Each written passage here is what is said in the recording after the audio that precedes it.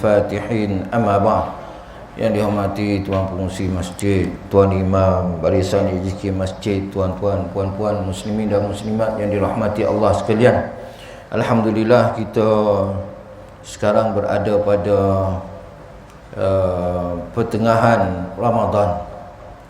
Kita doa pada Allah Ta'ala agar 15 hari yang lepas kita berpuasa, beribadat, semuanya diterima oleh Allah Subhanahu wa Ta'ala.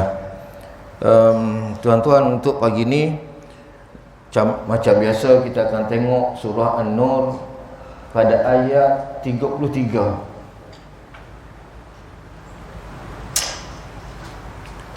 Ayat 33, saya baca dulu ayat 33 dan ayat 34 ataupun ayat 33 je. Ayat 33 ni panjang sikit. Tuan-tuan, puan-puan ikut kuat-kuat. A'udzubillahi minasyaitonir rajim. وَلْيَسْتَعْفِفِ الَّذِينَ لَا يَجِدُونَ نِكَاحًا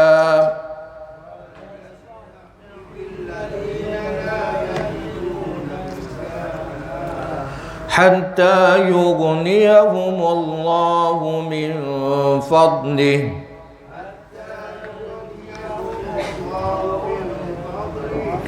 وَالَّذِينَ يَبْتَغُونَ الْكِتَابَ مِمَّا مَلَكَتْ أَيْمَانُكُمْ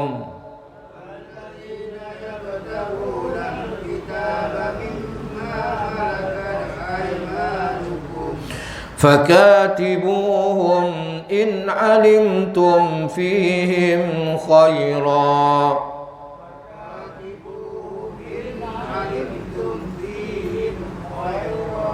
وآتوهم من مال الله الذي آتاكم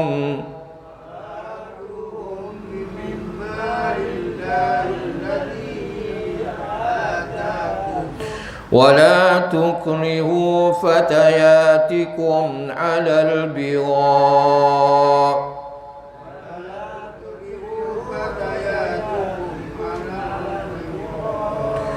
إن أردنا تحصنا لتبتغوا عرض الحياة الدنيا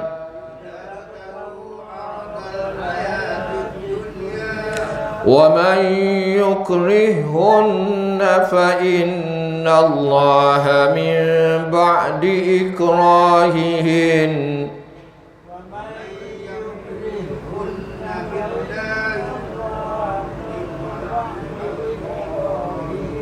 فإن الله من بعد إكراههن غفور رحيم.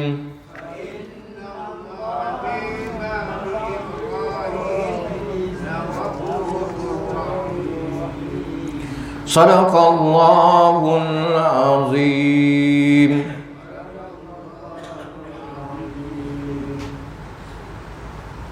Tuan-tuan dan puan yang dirahmati Allah sekalian, pada pertemuan yang lepas kita baca ayat 32 atas tu yang membicarakan ataupun yang memerintahkan kepada wali-wali ataupun ketua keluarga untuk mengahwinkan anak-anak bujang mereka dengan orang-orang yang soleh.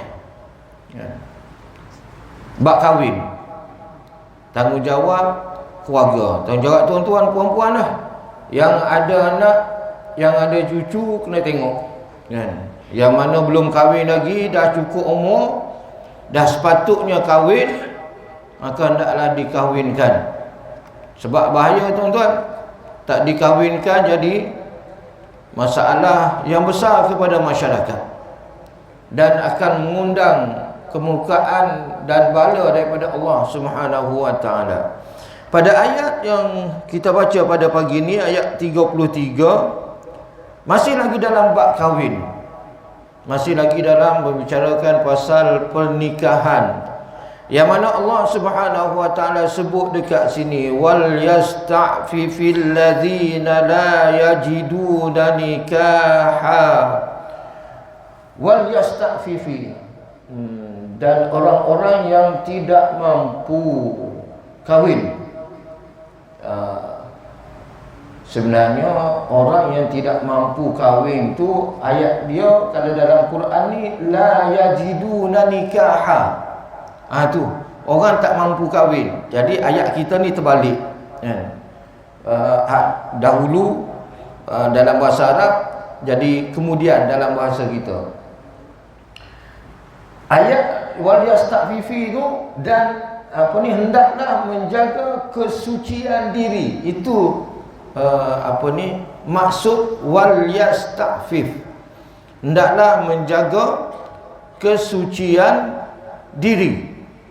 Tuan-tuan, yang tu dalam bahasa kita, kalau kita letak seseorang tu nama Afif, Afif, A-F-I-F, Afif, maksud ni lah orang yang menyucikan diri. Itu Afif. Daripada perkataan ni, wal yasta'fifil ladzi, wal yasta'fif, maka hendaklah menjaga kesucian diri. Siapa dia, tuan-tuan? Allazina la yajiduna nikaha, orang yang tak mampu kahwin. Dan tak mampu kahwin, dia kena jaga maruah dia. Yalah, ada orang dia mampu kahwin, duit banyak, umur baru 25 tahun dah jadi jutawan. Tak ada masalah tu. Hak ni umur dah 30 tahun, 40 tahun, tapi duit masih tak ada. Maka bagi orang macam ni, kalau dia tidak berkemampuan, maka hendaklah dia kena memelihara maruah dia. Macam mana? Hak Nabi ajar macam mana? Dalam hadis Nabi, ya ma'syaras syabab, man istata'a minkum alba'ah falyatazawwaj fa innahu awaddu lil basar wa ahsanu lil farj. Hadis Nabi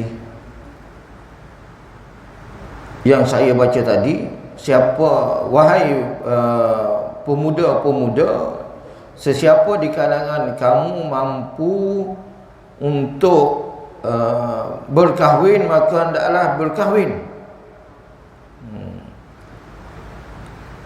Lepas tu Nabi kata, wa man lam yajid, siapa yang tak mampu kahwin,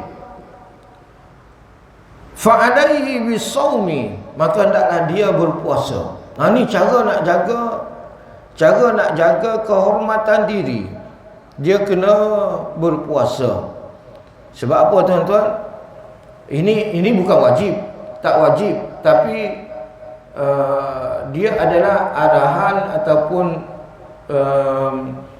perintah daripada Nabi Muhammad sallallahu alaihi wasallam kepada anak-anak muda yang tidak mampu berkahwin. Maka hendaklah dia berpuasa. Sebab apa, tuan-tuan? Sebab sebenarnya kita ni, nafsu kita ni bergantung kepada pemakanan kita. Kalau kita yang tak banyak makan ni, nafsu dia tak banyak, tuan-tuan. Nafsu dia tak tinggi. Tapi orang yang makan banyak, nafsu dia tinggi, tuan-tuan. Nafsu dia cukup tinggi. Jadi elakkan makan banyak, kerana takut dia datang gelora nafsu tu. Nak kahwin tak boleh. Jalan penyelesaian dia tak ada. Kecuali dengan cara berpuasa. Tak boleh bila tak mampu kahwin pergi melanggan anak-anak ayam. Cari anak-anak ayam. Sekarang benda ni mudah sangat. Mudah sangat-sangat. Kalau pergi kat bandar-bandar, pekan-pekan, ada je. Ada je rumah-rumah ayam ni. Bersepah-sepah, tuan-tuan. Allahu Akbar. Ini semua masalah kepada masyarakat. Rumah-rumah ayam inilah yang akan melahirkan penyakit-penyakit yang berbahaya. Jadi bala bencana pula.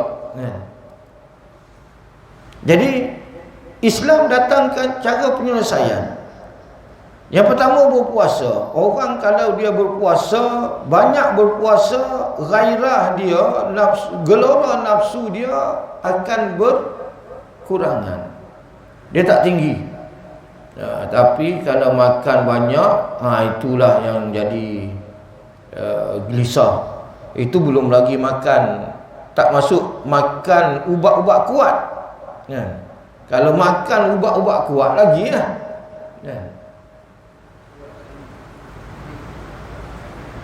Bahaya tuan-tuan. Yang tu kita tengok ada remaja-remaja yang bukan remaja je kan, orang tua pun ada, bila tak boleh kahwin dia tibai lembu, tibai kambing. Bukan masalah besar tu kan masyarakat. Jadi masalah besar pula. Sebab bila kambing ditibai oleh orang, lembu ditibai oleh orang, ikut hukum lembu kambing tu tak boleh makan lah. Tak boleh makan lah tuan-tuan.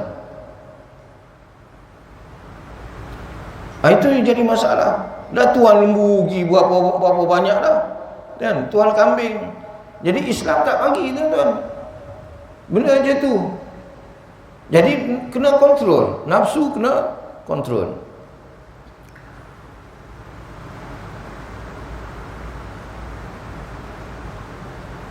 Dan dia kena cuba untuk tidak menaikkan gelora nafsu dia. Sebab kita ni manusia ada nafsu tuan-tuan. Cukup masa gelora nafsu tu akan datang. Dia akan datang menyerang kita. Kalau kita boleh kawal, alhamdulillah. Tak boleh kawal, habis dah, hancur lah tuan-tuan. Kemudian Islam suruh an yaghudda basaruhu hina yara. Dia kena, yaghudda ni menjaga, mengawal penglihatan dia. Anak-anak muda kita kena kawal penglihatan. Cuma sekarang tuan-tuan nak kawal penglihatan, masya-Allah kan. Kita hidup sekarang bermasyarakat, kita hidup, keperluan kita banyak dekat bandar-bandar kan. Keperluan kita nak pergi bank, nak pergi mana, berurusan kan, macam-macam urusan kita nak buat dekat bank kan. Anak-anak kita sekolah kan. Anak-anak kita berada di universiti.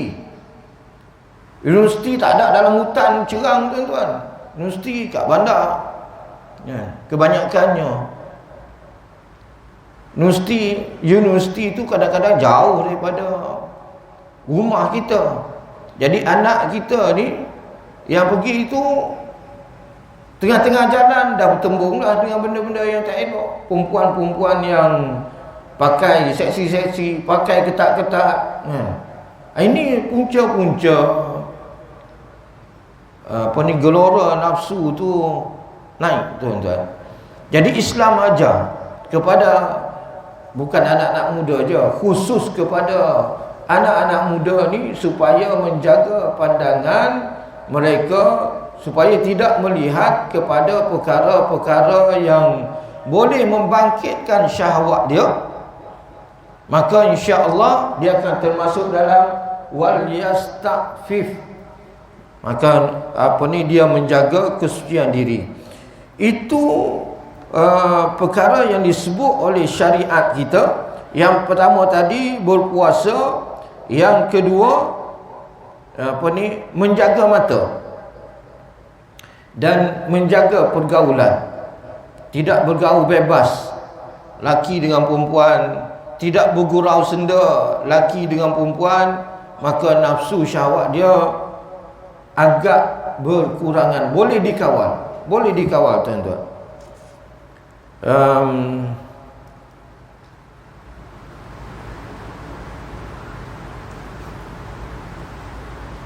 Lepas tu antara cara lain, dia banyak duduk kat rumah, banyak beribadat, baca Quran, ya, baca Quran, berzikir, sembahyang. Benda ni semua akan menyebabkan gelora nafsu dia makin berkurangan, bahkan iman dia makin kuat. Kemudian Allah kata apa? Hatta yughniyahumullahu min fadlih, sehinggalah Allah mampukan mereka dengan kurniaannya. InsyaAllah sampai satu masa Allah akan berikan kemampuan kepada pemuda-pemuda yang tidak mampu berkahwin tadi. Tuan-tuan, kata Imam Sya'rawi dalam ni, ayat yang sentiasa kita baca. Ayat yang sentiasa kita baca apa? Wa may yattaqillah yaj'al lahu makhraja. Ya. Maksud dia apa? Sesiapa yang bertakwa pada Allah, maka Allah akan jadikan kepadanya jalan keluar.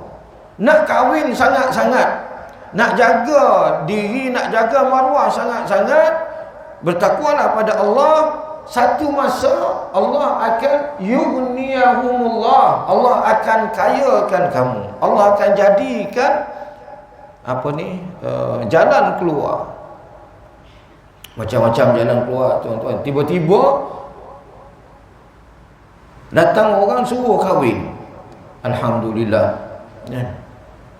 Tak ada rancang pun, tak pernah fikir pun, ya. Tapi datang orang suruh kahwin.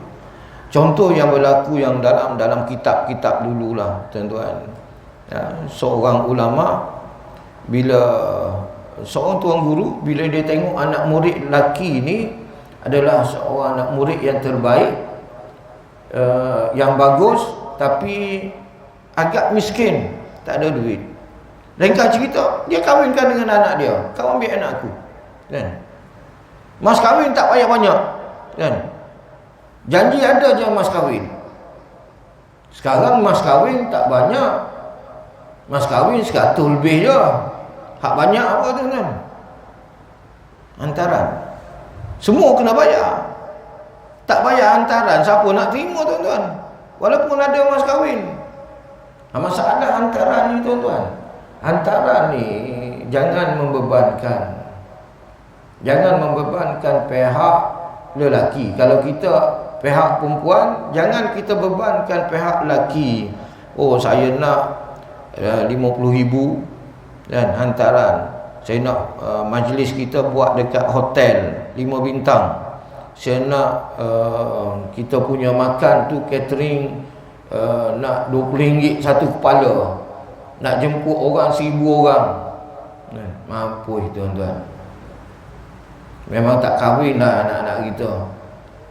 Yang mampu tak kisah, tapi kebanyakannya tak mampu, tuan-tuan.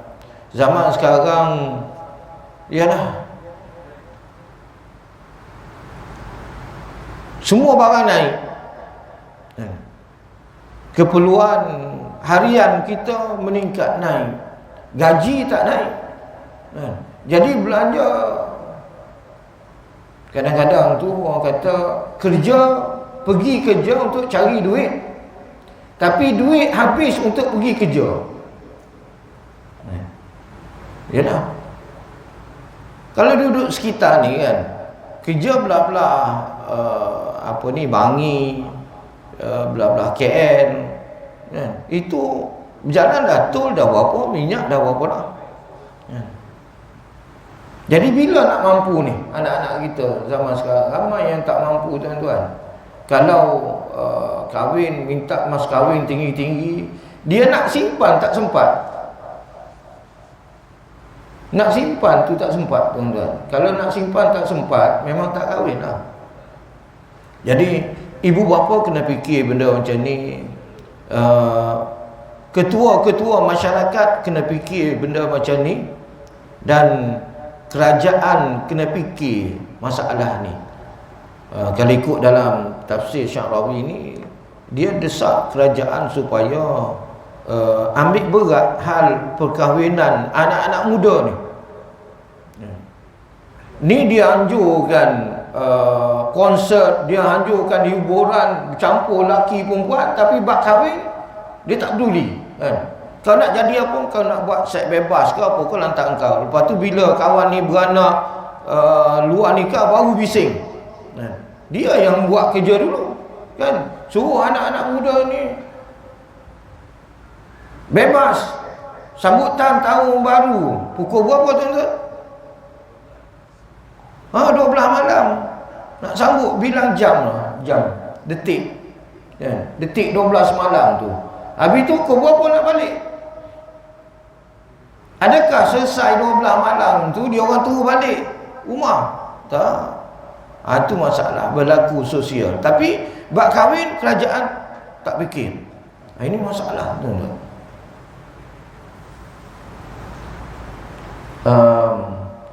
Saya pergi yang ni dulu. Ayat tengah. Wa atuhum mimma lillahi allazi atakum. Ni perintah Allah Ta'ala. Wa atuhum dan berikanlah kepada mereka ni. Tu terjemahan dia. Berikanlah kepada mereka sebahagian dari harta Allah yang dikurniakan kepada kamu. Ini kalau mak ayah ada duit, mak ayah kena bantu anak dia. Harta yang ada pada mak ayah tu harta Allah. Allah yang kurniakan pada mak ayah, kena bagi. Kalau wakil rakyat, pemimpin, YB, ada harta, ada dana, dia kena keluarkan tuan-tuan, untuk uruskan perkahwinan. Sekarang ada kahwin perdana ni kan, tapi siapa yang taja? Adakah kerajaan ataupun NGO? Tak apalah, mana-mana pun, tapi ada orang yang taja tu, kira alhamdulillah. Cuma peranan khusus untuk pemerintah dia kena fikir tuan-tuan. Kata Imam Syarawi, wa atuhum mimma lillah ni, hendaklah berikan harta-harta Allah yang Allah kurniakan kepada kamu. Zakat apa semua kena bagi pada dia orang ni tuan-tuan. Tengok nak kahwin tak boleh kan, sebab tak mampu nak bayar mas kahwin, tak mampu nak bayar nak buat kenduri tak mampu, nak bayar hantaran tak mampu, kena bantu tuan-tuan. Kena bantu. Kerajaan kita ni Malaysia dia tak miskin sangat tuan-tuan. Tak adalah miskin sangat. Boleh bantu. Banyak aset, banyak harta terkumpul. Duit zakat perlu digunakan dalam urusan ni untuk menyelamatkan masyarakat. Selain daripada duit zakat, duit lain banyak lagi tuan-tuan. Pendapatan negara, pendapatan negeri banyak tuan-tuan. Saya dimaklumkan Negeri Sembilan saja untuk tahun lepas dia berbelanja 400 juta. Maknanya ada duit, bukan tak ada, tak sengkit lah tuan-tuan. Jadi sebahagian daripada kekayaan kerajaan itu, selain daripada dia nak bayar gaji kaki tangan awam dan sebagainya, dia kena ada peruntukan untuk anak-anak muda berkahwin. Kalau patut bagi elang kan, by bulan, tiap-tiap bulan, RM100 ke sebulan, RM200 ke sebulan, terpulang lah, fikirlah. Zaman Sayyidina Umar tuan-tuan, Sayyidina Umar bagi elang kepada isteri-isteri yang bersalin. Sekarang kerajaan bagi cuti pada isteri bersalin yang bekerja lah, yang bekerja bagi cuti 90 hari kan? Tapi zaman Sayyidina Umar dia bagi duit kan? Sebab zaman tu dia kerja kerajaan ni tak ada lagi, orang perempuan tak banyak bekerja tuan-tuan. Jadi yang mana bersalin tu bagi duit. Dah ada contoh dibuat oleh Khulafa'ur Rasyidin. Jadi pemerintah zaman sekarang dalam hal ini kena ambil berat. Orang-orang kaya kita di Malaysia ni, orang kaya ramai, tuan-tuan, yang harta dia, aset dia sampai bilion. Sampai bilion. Ada seorang, saya tak nak sebut nama dia, dah meninggal dah. Kalau saya sebut nama dia, tuan-tuan confirm kenal. Saya tak nak sebut. Bila dia meninggal, maka berebut harta dia, bergaduh anak dengan mak. Anak dengan mak berebut harta dia. Saham yang dia tinggal sahaja bernilai 1.3 bilion, tuan-tuan. Saham saja, tak masuk harta lain.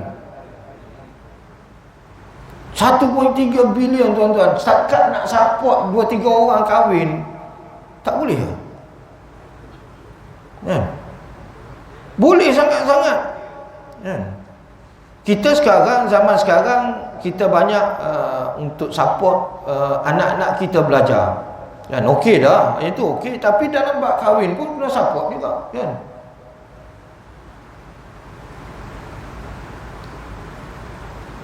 Kena bagi bantuan. Orang-orang yang kaya sampai bilion, sampai ratus juta tu kan, tolonglah bantu selesaikan masalah anak-anak muda kita ni, kan, supaya mereka boleh kahwin. Sebab ramai yang tak mampu kahwin. Kadang-kadang tuan-tuan boleh tanya, yang umur 30, umur 40, kan, kenapa tak kahwin? Kan? Antara punca utama kenapa tak kahwin, kerana tak ada duit ya. Kerja tak seberapa, kerja hanya gaji 1,500 sebulan. Sekarang 1,500 banyak komitmen. Mana nak belanja sendiri, mana nak belanja untuk keluarga, mana nak bagi untuk mak, mana nak jaga, dia kerja kena ada kenderaan. Kenderaan pula asyik-asyik minta duit je. Kan? Bulan ni minta duit, bulan depan minta duit, duit kan. Mana nak dan, tuan-tuan? Okey, saya rasa dah jelas. Okey, kita balik kepada pangkal ayat yang kita baca tadi, hatta yughniyahumullahu min fadli, sehingga Allah kayakan remaja-remaja ini dengan kurniaannya. Allah ni, tuan-tuan, Tuhan yang maha berkuasa. Tuan-tuan baca dalam surah Yasin, innama amruhu idza arada syai'an an yaqula lahu kun fayakun. Innama, hanya bila Allah berkehendak, maka dia akan berkata kun, jadilah, maka jadilah. Kita semua ni adalah hamba Allah, makhluk Allah Ta'ala. Allah boleh buat macam-macam, tuan-tuan. Kalau kita bertakwa pada Allah Ta'ala, Allah akan jadikan kita kaya raya, tuan-tuan. Kita kadang-kadang, aku orang ni dulu miskin kan, tapi tengok sekarang kaya raya. Allah ubah dia punya taraf kehidupan. Allah boleh buat, tuan-tuan. Macam-macam Allah boleh buat. Sebab semua ni adalah milik Allah, kan? Cuma kalau kita fikir dengan logik kita, nak kaya kena ada usaha, kena bekerja, kena berniaga, kena apa semua sekali. Tapi kadang-kadang Allah boleh bagi pun. Tuan-tuan tengok, ada orang yang terjumpa muntah ikan paus.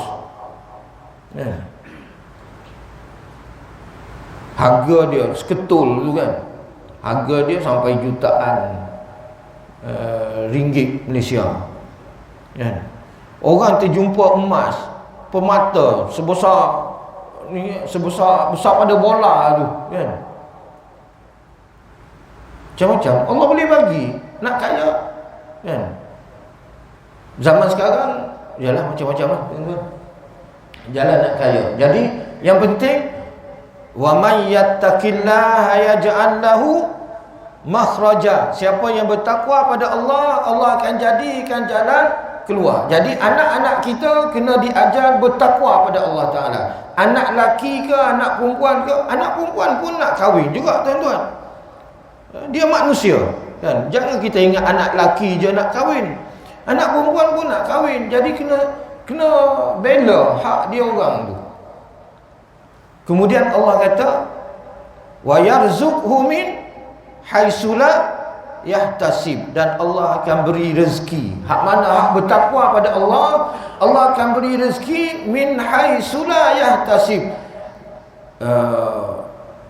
daripada mana datang tu tak terkira, tak terjangka, tuan-tuan. Rezeki datang macam-macam rezeki Allah. Kemudian Allah kata wallazina yabtaghunal kitaba mimma malakat aymanukum fakatibuhum. Maksud dia dan budak-budak yang kamu miliki yang menginginkan perjanjian. Budak-budak, tuan-tuan. Siapa budak-budak ni? Ya, itu kalau tuan-tuan baca terjemah pening gitu lah kan. Pening kan? Siapa budak-budak yang kamu miliki ni? Anak siapa? Budak-budak siapa? Ya. Jadi dia perlu belajar bahasa Arab ya. Sebab disebut dekat sini yabtaghunal kitab, iaitu kitab. Tuan-tuan belajar apa ni dalam bab zakat, antara asnaf yang boleh menerima zakat adalah hamba abdi yang dijanjikan pembebasan. Tuan dia janjikan pembebasan. Kalau engkau boleh bayar kat aku sekian-sekian, aku bebaskan kau. Itu dinamakan kitab. Ya, kitab kat sini bukan buku, tuan-tuan. Waktu belajar, kalau tak belajar bahasa Arab, tak faham bahasa Arab, nak keluar fatwa sendiri memang sesat lah kan? Sebab kitab dekat sini adalah maksud dia hamba abdi yang diberi peluang untuk membebaskan diri dia dengan cara bayar.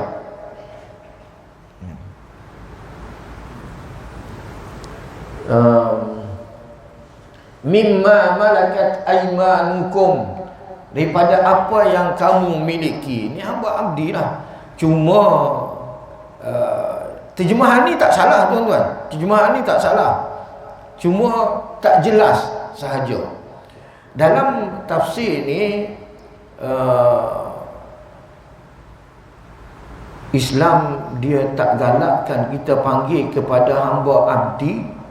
Kita panggil ini hamba aku ni kan, laki perempuan kan, kita panggil ini hamba aku. Islam tak bagi. Sebab panggilan hamba tu, perkataan hamba abdi itu adalah seseolah satu penghinaan. Dia pun manusia juga kan? Dia pun manusia juga, walaupun dia hamba abdi, title dia hamba abdi, tapi nak panggil tak boleh panggil hamba abdi, kena panggil budak.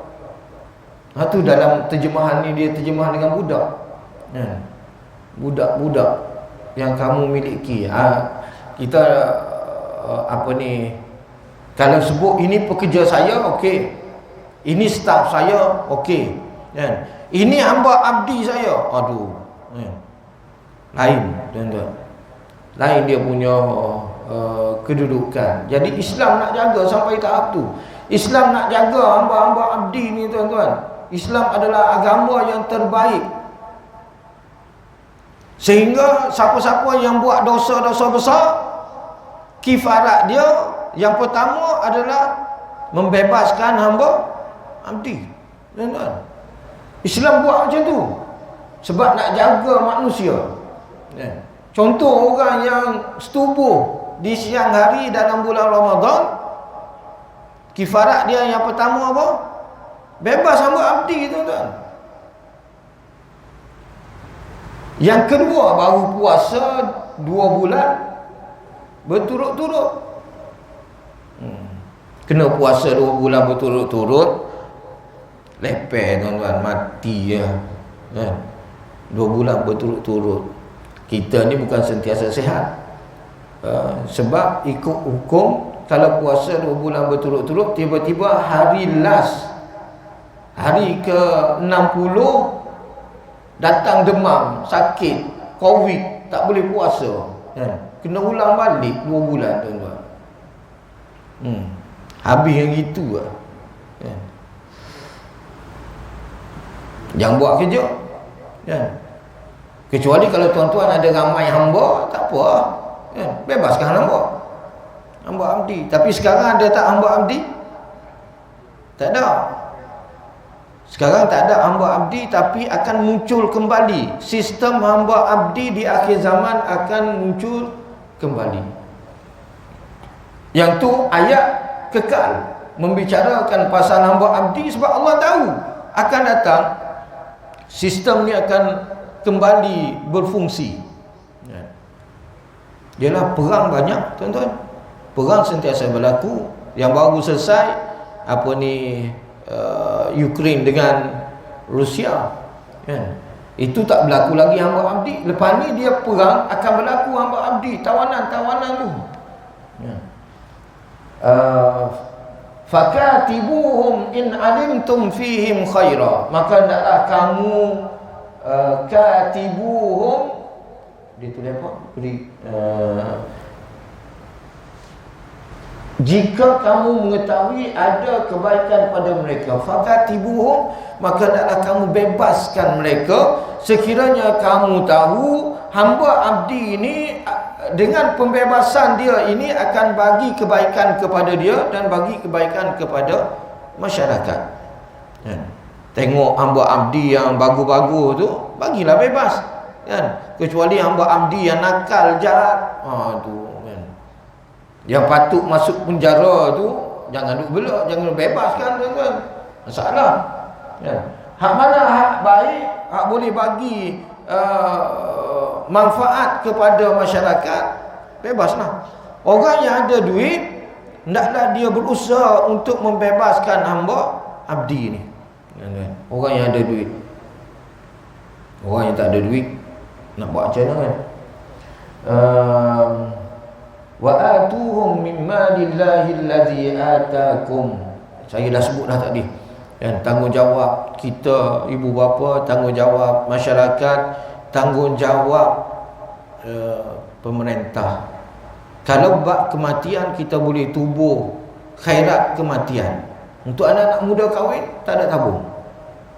Belum diwujudkan tabung untuk pemuda-pemuda, wanita dan lelaki yang nak kahwin, tak ada tabung. Dah habis masa, kejap. Macam biasa, tuan-tuan, memang kita lajak masa.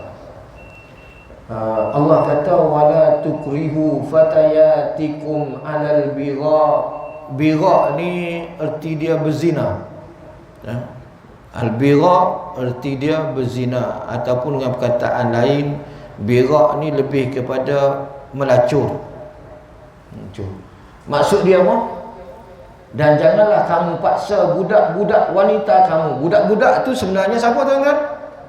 Hamba perempuan kamu. Jangan kamu paksa hamba-hamba perempuan kamu untuk melakukan pelacuran. Jangan. Allah tak bagi. Kamu ada hamba, tiba-tiba kamu suruh dia melacur, kan? Buat bilik, kan? Ataupun apa ni, promosi. Ada yang teruk-teruk buat ni, tuan-tuan, sebut, kan? Aduh. Ada yang buat macam apa ni, mesin item, vending machine tu, kan? Masuk duit, kan? Tekan apa ni, keluar item, kan? Ada di satu negara tu mesin macam tu, tapi orang masuk duit, tekan, keluar orang perempuan. Nampaknya dia tu. Allahu Akbar. Tuan-tuan, wala tukrihu, kepada tuan-tuan hamba, jangan dia paksa hamba perempuan dia, hamba wanita dia untuk melakukan pelacuran. Yalah, dia untung. Orang bayar dekat, orang bukan bayar dekat hamba, orang bayar dekat tuan hamba, kan?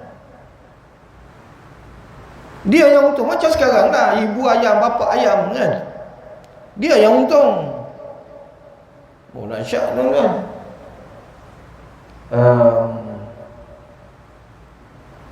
Dalam tafsir ni tuan-tuan, Imam Syarawi sebut, antara yang buat kerja ni, antara yang buat kerja memaksa hamba abdi melakukan pelacuran adalah Abdullah bin Ubay bin Salul. Oh, dia duk makan rezeki daripada benda tu tuan-tuan. Patut dia jadi munafik, ketua munafik pun kan. Duk makan hasil benda tu. Ada dua orang perempuan dia, satu nama Masikah. Ada nama Masikah seorang, ada nama Muazzah. Tu disebut dalam tafsir ni. Dua orang hamba abdi milik Abdullah bin Ubay yang dipaksa untuk melakukan pelacuran. Dengan sebab tu turun ayat ni kan? Ayat ni melarang mana-mana tuan kepada hamba memaksa wanita-wanita untuk melakukan pelacuran. Yalah, walaupun itu adalah untuk memuaskan nafsu dia, supaya dia tak perlu kahwin dah, sebab dia dah jadi dah jadi pelacur, dia dah nafsu dia dah kenyang kan? Tapi cara melepaskan nafsu cara tu adalah salah. Cara nak menguruskan nafsu yang betul adalah dengan cara kahwin, bukan dengan cara duk pergi jadi pelacur, melanggang pelacur kan. Islam cantik sebab Islam tahu dah benda ni benda yang salah dan benda yang akan mendatangkan mudarat yang besar pada manusia. In aradna tahassunan,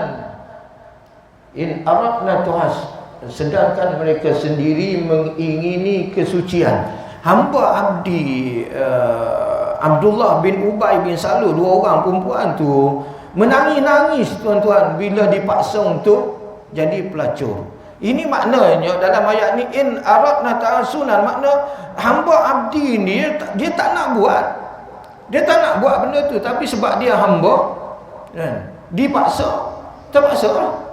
terpaksa dia buat kan. Ditabtahu aradal hayati dunia. Kenapa dipaksa? Sebab tuan dia nak kepada habuan duniawi, nak kepada keuntungan duniawi. Allahu akbar. Jangan buat kerja macam tu tuan-tuan. Yalah, antara ini zaman Nabi SAW. Zaman sekarang pun orang nak kaya, orang niaga perempuan tuan-tuan, jual perempuan. Dulu tahun 80-an 90-an dia iklankan pekerja jawatan kosong, kerja kosong kepada wanita-wanita, tapi sebenarnya adalah menipu untuk ambil wanita ni dijadikan sebagai pelacur. Pernah terjadi dulu di atas nama jawatan kosong. Yalah tuan-tuan, kalau dah jadi anak ayam, dah jadi anak ayam, nak keluar, nak lari daripada ibu ayam dan bapa ayam tu, bukan senang tuan-tuan. Bukan senang. Benda ni berlaku sampai sekarang, walaupun bukan atas nama hamba abdi, tapi berlaku. Wa man yukrihun, dan mana-mana wanita hamba abdi yang dipaksa untuk melakukan pelacuran, fa innallaha min ba'di ikrahihinna ghafurur rahim, sesungguhnya Allah Maha Pemurah lagi Maha Pengampun kepada wanita-wanita tersebut. Mudah-mudahan mereka diampunkan oleh Allah Ta'ala. Mereka ni terpaksa buat benda tu sebab dipaksa. Ini awal-awal Islam. Sekarang kalau tuan-tuan belajar dalam kaedah fiqh, qawaid fiqhiyah, dua benda yang tak boleh dibuat oleh manusia walaupun dipaksa. Ini ada dalam hadis Nabi. Kalau tuan-tuan buka hadis Nabi yang ke-41 dalam hadis 40, hadis berkaitan dengan kita tidak dikira dosa dalam 3 perkara. Antaranya ialah apabila dipaksa. Hadis Nabi Kejap Nabi kata, innallaha yatajawazu an ummati al-khata' wan nisyan wa mastukrihu alaihi. Sesungguhnya Allah memaafkan daripada umat aku 3 perkara. Yang pertama tersalah, yang kedua terlupa, yang ketiga terpaksa. 3 benda ni Allah maafkan, tuan-tuan. Tersalah, terlupa, makan bulan puasa, kan? Makan, baru tinggal, dah kenyang dah kan, baru tinggal puasa. Okey, jalan, tak ada masalah, Allah maafkan. Tuan-tuan, tersalah, terlupa dalam hukum Allah, Allah boleh maafkan. Tapi tersalah, terlupa dalam hukum dunia, tak boleh dimaafkan, tuan-tuan. Tuan-tuan terlupa makan racun, mati. Bukan kan, terlupa tak jadi mati. Tak boleh. Hak dunia jalan, tapi hak Allah, Allah boleh maafkan. Tersalah langgar orang, mati. Bukan boleh tarik balik, kan? Benda tu dah terlanggar, kan? Tapi dengan Allah Ta'ala lain. Allah Maha Pengampun lagi Maha Penyayang. Dalam bab paksaan, orang terpaksa mencuri dibenarkan. Islam benarkan mencuri, tapi dengan kadar untuk nak hidup, kan? Dah tak ada benda dah, kan? Terpaksa mencuri, kan? Boleh. Terpaksa makan bangkai babi, masuk dalam hutan, tak ada makanan, ataupun sesat dalam padang pasir, yang melintas depan kita babi je, benda lain tak ada, kan? Tangkap kan babi, kan? Makan lah. Cuma tak boleh lah buat BBQ tu, kan? Makan seekor dia tibai, kan? Tak boleh. Dia makan tu sekadar untuk nak hidup je, kan? Tak ada apa, terpaksa. Tapi dalam bab terpaksa ni 2 yang tak boleh buat. Yang pertama, membunuh. Membunuh tak boleh. Saya terpaksa bunuh anak-anak saya ni sebab tak ada makanan, dosa, tuan-tuan. Tu membunuh, kan? Ataupun kita kena tangkap oleh musuh, kawan kita pun kena tangkap, musuh kata kau bunuh dia, kalau tidak engkau mati, kan? Kau bunuh dia, tidak engkau mati. Kita terpaksa kena terima kematian, tak boleh bunuh kawan kita, tak boleh. Dan yang kedua adalah berzina. Terpaksa macam mana pun tak boleh berzina ataupun jadi pelacur, tuan-tuan. Kita katalah orang perempuan, dia terpaksa berzina sebab tak ada nak cara hidup, tak ada duit. Habis tu yang laki datang tu terpaksa juga. Ke macam mana? Tu Islam tak bagi, kan? Hak laki tu tidak terpaksa pun, kan? Jadi dia akan rosak. 2 benda ni tak dibenarkan. Ini awal-awal Islam, tuan-tuan, lain. Jadi tuan-tuan, mudah-mudahan anak-anak remaja kita semua dipermudahkan urusan perkahwinan mereka dan dijauhkan daripada gejala-gejala sosial, penyakit-penyakit sosial yang cukup berbahaya, tuan-tuan. Ikutlah perintah Allah Ta'ala, ikutlah arahan Allah. Allah Maha mengetahui tentang kehidupan manusia, apa yang diperlukan, apa yang tidak diperlukan. Saya rasa cukup sekadar itu untuk pagi ini. Wallahu a'lam. Wassalamualaikum warahmatullahi wabarakatuh. A'udzubillahi minasyaitonirrajim. Bismillahirrahmanirrahim. Alhamdulillahi rabbil alamin, wassalatu wassalamu ala asyrafil anbiya'i wal mursalin sayyidina Muhammadin sallallahu alaihi wasallam. Allahumma 'allimna ma yanfa'una wanfa'na bima 'allamtana warzuqna fahma. Allahumma faqqihna fid din wa 'allimna at-ta'wil. Rabbana iftah bainana wa baina qaumina bil haqq wa anta khairul fatihin. Wa sallallahu ala sayyidina Muhammad wa ala alihi wa sahbihi ajma'in. Walhamdulillahi rabbil alamin. Taqabbalallahu minkum.